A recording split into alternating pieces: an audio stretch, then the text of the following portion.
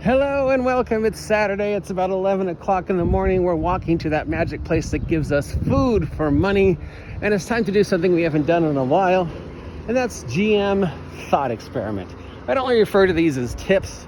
They're more just like ideas and speculations. And then I put it to you. So is it really a tip? I'm not really telling you 100% how to resolve one situation. I'm just kind of saying, okay, what do you do when? So today's what do you do when deals with languages and the multitude of languages, and it's way colder than I thought it would be, multitude of languages available to the world of the game and how you translate those languages. And you know, this is a classic. This is a classic. We're going down the hallway and we get to a door and there's something scrawled on the door and it's a language only one person in the party speaks. Now everybody in the party is going to go down their list. You know, player one's going to go, is it in common? No. Then player one's going to go, well, is it an elf? Because I'm an elf. And you're going to go, no. And then player two is going to go, well, I know elf and dwarf. Is it neither of those? And it's going to go, no. And then player three is going to go, well, I know dwarf, abyssal, and some other bizarre language, bird.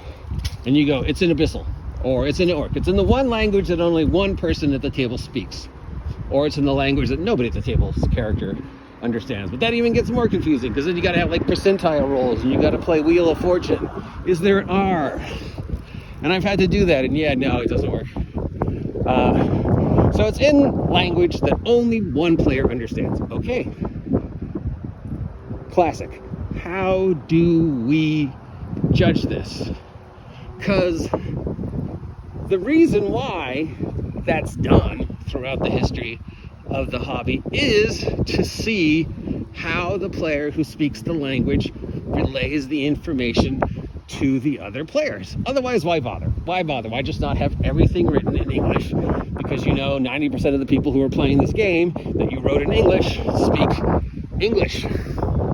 Or if it's the French version, it's in French. Because 90% of the people who are buying, oh, look at the pretty flowers. Whatever, you know. You wrote it in English, it's in English. The players you're playing it are probably American, which means at least 80% of them speak English. So there's no reason to have tons of fantasy languages if they never really come into play. But the reason why those things were put in the game is because you want it to come into play. You want to play post office. You want to see how that player takes the information and then repeats it back. And what amount of the information do they give back? Because they, you know, might not give all of it. And that's another reason why it's there. It's a trust exercise. Why put it in a language that only one person speaks? To see how that person tells everybody else. That's part of the fun. So how do you do this? Now, most obvious way, you just tell them what it says, and then the player just says, yeah, I just tell them what it said. Right? That's what 99% of us do, right? It's written in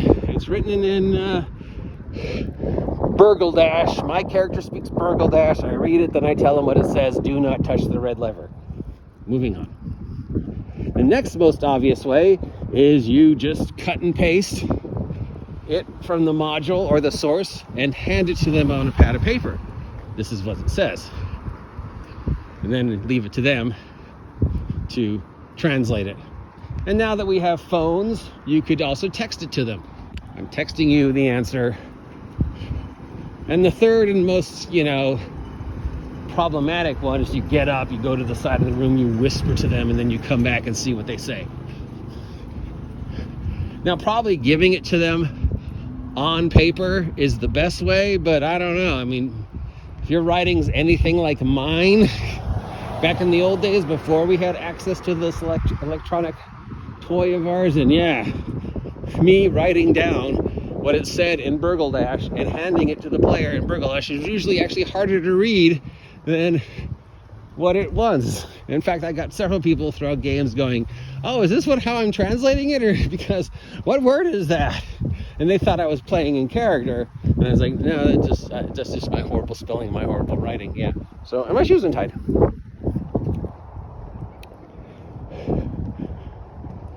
So, which of those is the best ways? And thankfully now we have this electronic thing. And probably you have the phone number of everybody at your table. So when they discover the writing on the wall that's in the ancient tongue of Bargledash, and the one player at the table happens to speak Bargledash, you can just send them to text. I'm sending you a text what it says on the wall. It's up to you to tell everybody else as much or as little as you want.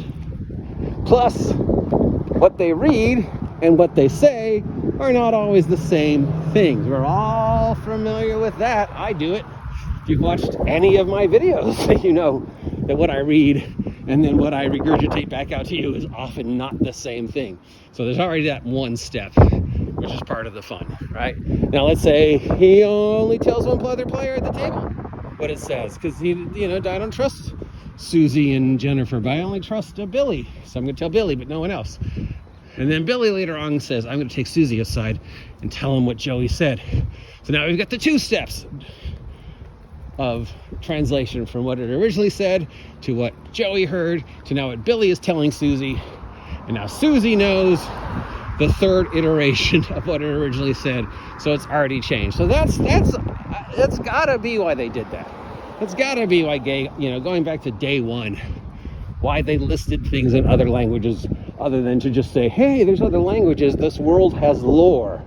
And since this dungeon was built by people from Bargledash, of course all the stuff in here is going to be written in that language. But they wanted to see how players would react when Billy read what it said, and then how Billy turned around and told everybody else, and how much of what Billy's saying is trustworthy. All right. So how do you do that? How do you guys do that? Let me know. How do you just say what it says on the table? Open, it says, do not touch the red letter, and then Billy goes around and says, I just tell him what it says. Can we move on? If you're lazy like me, yeah, you do that. Do you take him to the side and whisper and then see if they respond and tell them correctly? Or thankfully now you have the electronic device, which is probably the easiest way. You just text them. Just text them what it says. It's written in the module or whatever. You have it in your notes. You just type it, spell check it, send it to Billy, and leave it up to Billy as to how he or she regulates. But it's something it doesn't come up a lot. And I know it came up recently in some Twitter posts I saw about languages and players keeping secrets and why it was kind of pointless, because eventually we're going to find out anyways. The table's only so small. Oh, hi buddy. But yeah, it's something to think about. And it's a nice little palate refresher from all the nonsense that's been raining down on us this week. Doggo! Hi doggo! What's up? Give me a kiss. No, is this sniffing? Does it smell weird? Okay. Hi. Alright, so that's it. Let me know. What do you do? How do you, fellow game masters, deal with the ancient mystical puzzle that is playing telephone with your players when you have to deal with a language that either only one player speaks or none? Even more so, what if it's a language nobody speaks at the table? How do you do that? Do you just play Wheel of Fortune with them, or Hangman? Is there an L? No, there's not an L. How many guesses do you give them before you're just like, yeah, you just can't translate it? Because, they're going to roll an infinite amount of times to figure out the language if they can, unless there's a, timer. Or it's not like the language falls apart. It could just be 3 fails and nobody knows it. As simple as that. That's one of those rules from 4th edition that seems to have gone away with task resolution checks. What do you do? Let me know. Post it down below. If you appreciate this content, like, share, subscribe, buy my merch at Big Geek Emporium, link down below. And above all, have a great day. That's it for me. I'm now going to sign off in the ancient language of Bargledash, which I leave you to translate, but you probably already know what I'm saying. Blah, blah, blah, blah, blah, blah, blah, blah, blah, blah. Translate to, get off my land, you damn kids.